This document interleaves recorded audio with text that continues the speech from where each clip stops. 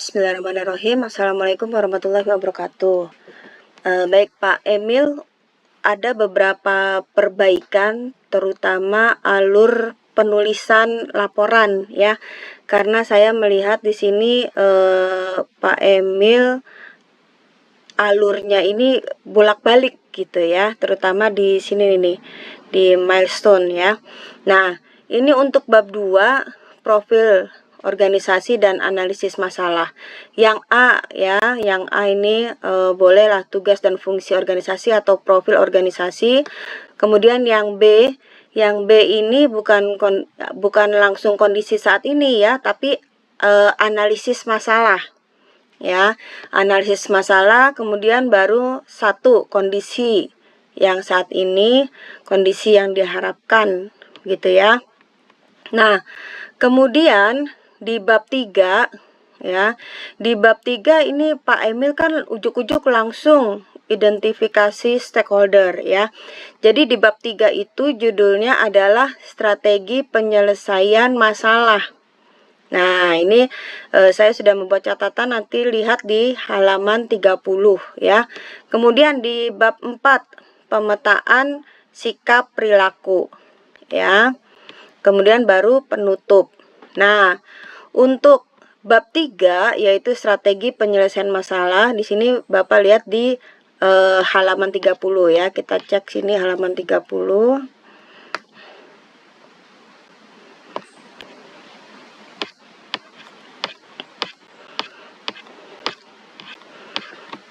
Nah, ini ya. Nah, bab 3 strategi penyelesaian masalah. Ini terdiri dari A, terobosan inovasi ya. Terobosan inovasi itu isinya Bapak halaman 40 sampai 44 ya. Halaman 40 sampai 44. Kita lihat di sini.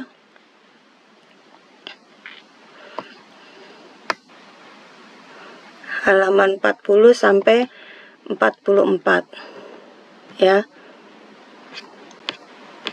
Nah, ini ya, terobosan inovasi halaman 40, 41, 42, 43, 44 sampai sini ya.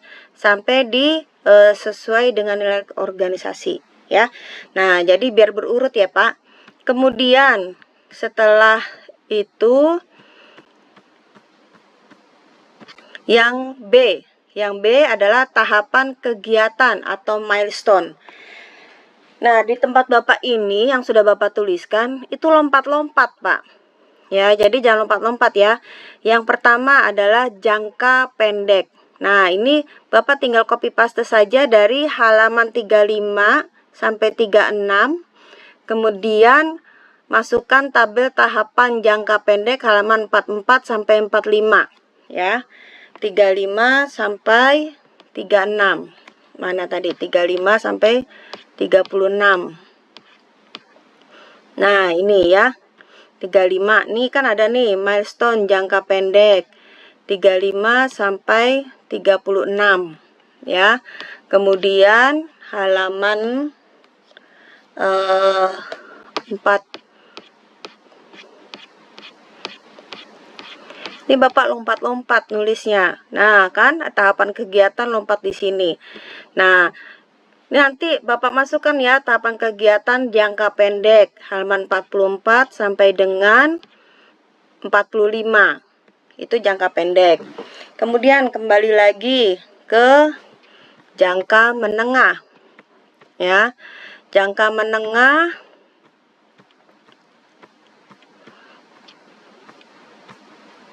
Nah, ini jangka menengah halaman 36, kemudian tabel tahapan menengah halaman 45 ya. Jadi jangka menengah Bapak tinggal copy paste halaman 36. 36 ini ya.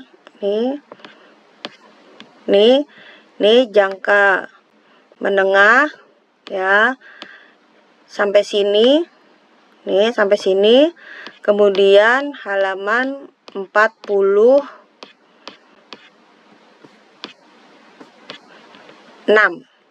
Ya, nih halaman 46.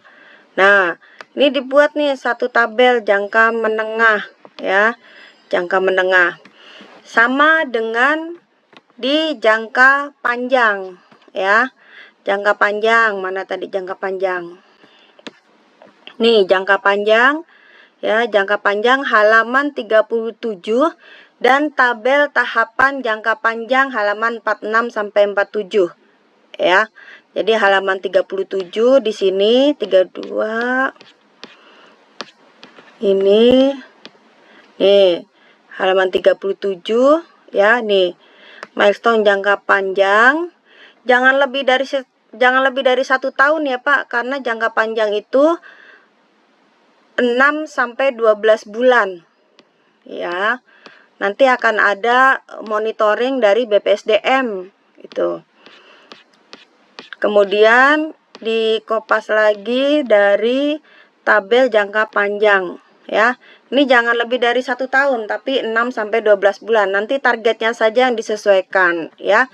Kiranya supaya sampai di jangka panjang. Nah, setelah itu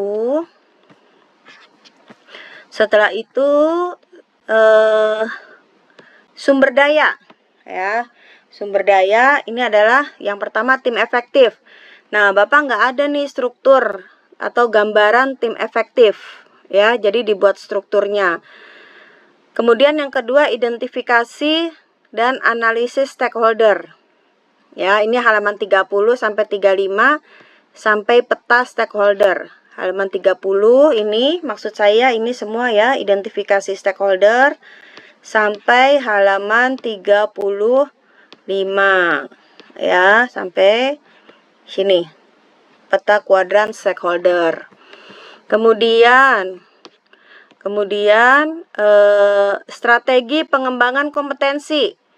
Ini copy paste dari halaman 48 sampai 49. 48 sampai 49.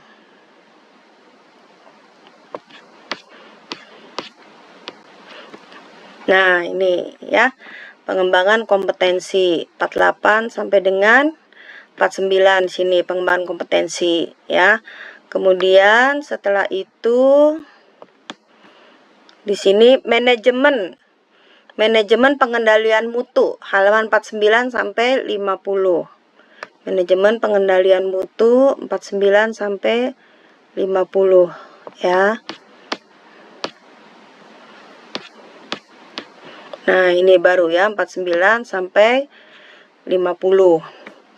Kemudian setelah itu jangan lupa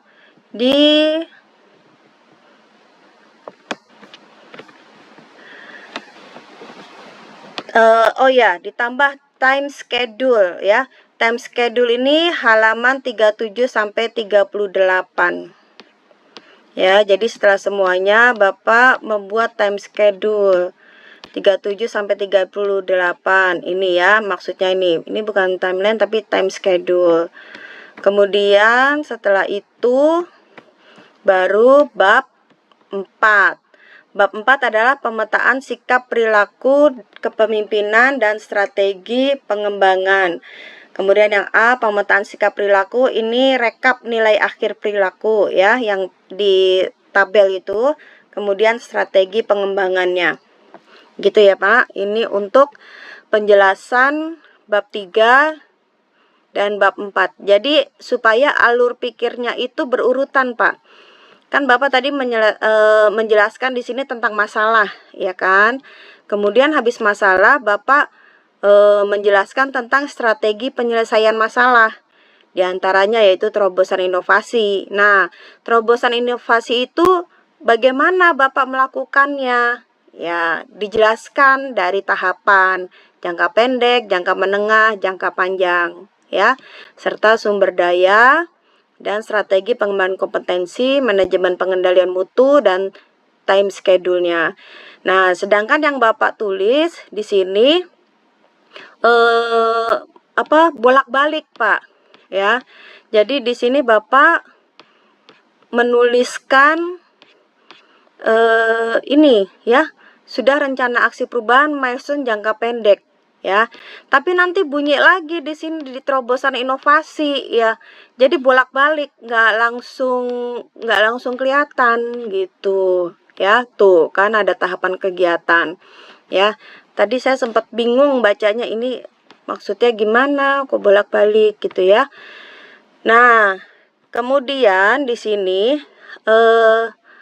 ada ketidaksinkronan.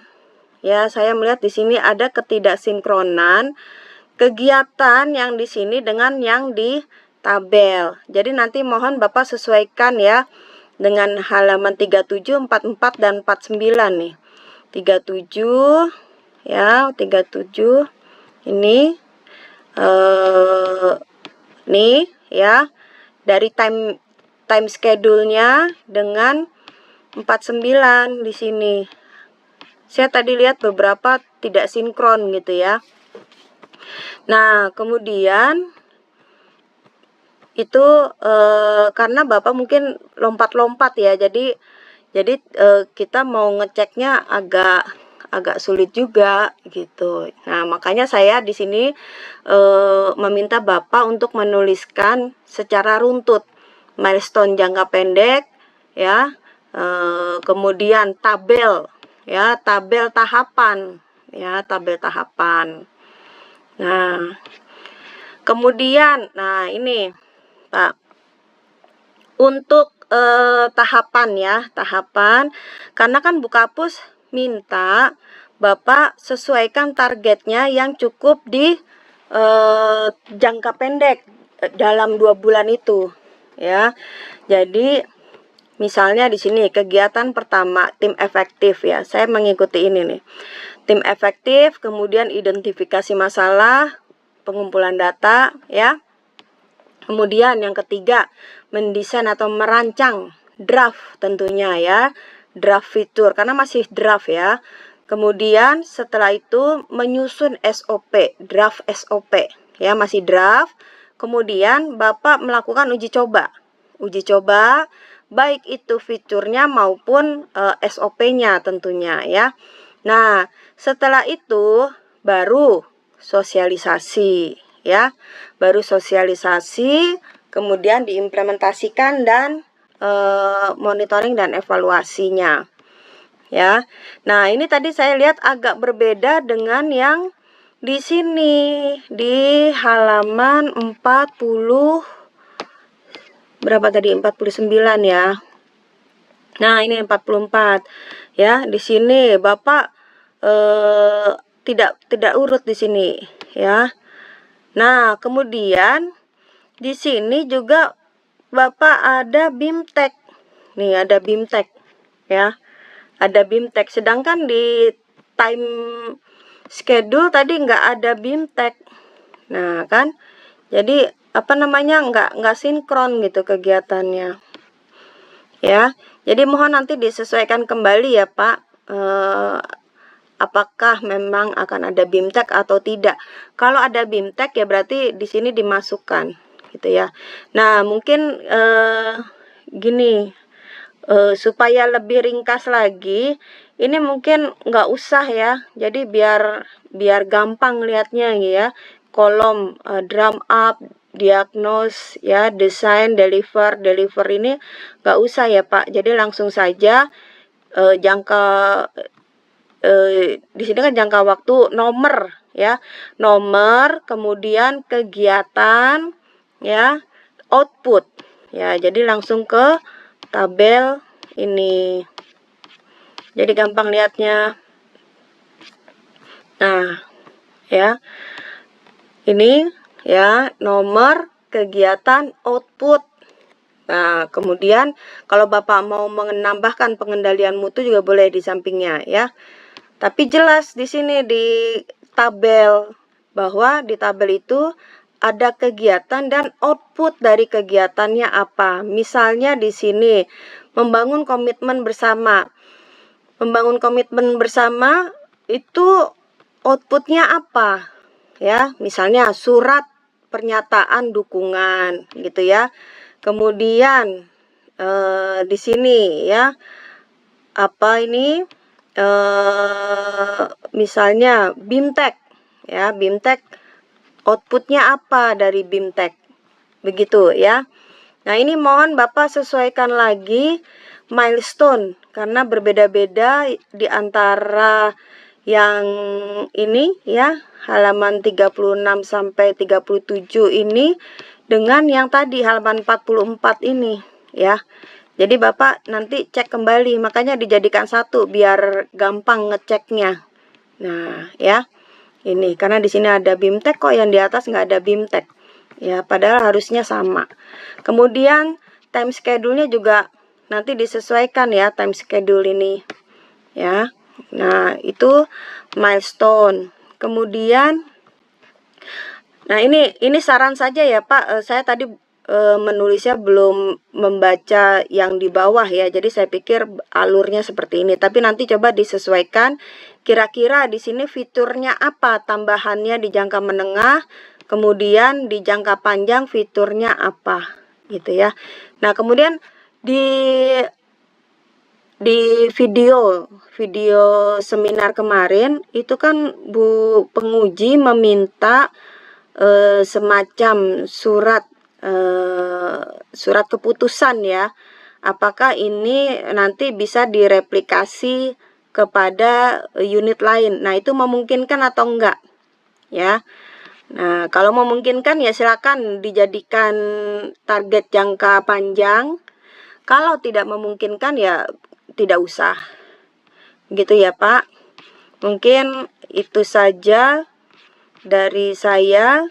Ini supaya orang membaca laporan Bapak tuh enak gitu, nggak bolak-balik ke halaman sebelumnya ya. Nah, ini yang tabel rekapitulasi pemetaan sikap perilaku belum masuk nih di sini. Mungkin itu saja ya Pak. Assalamualaikum warahmatullahi wabarakatuh.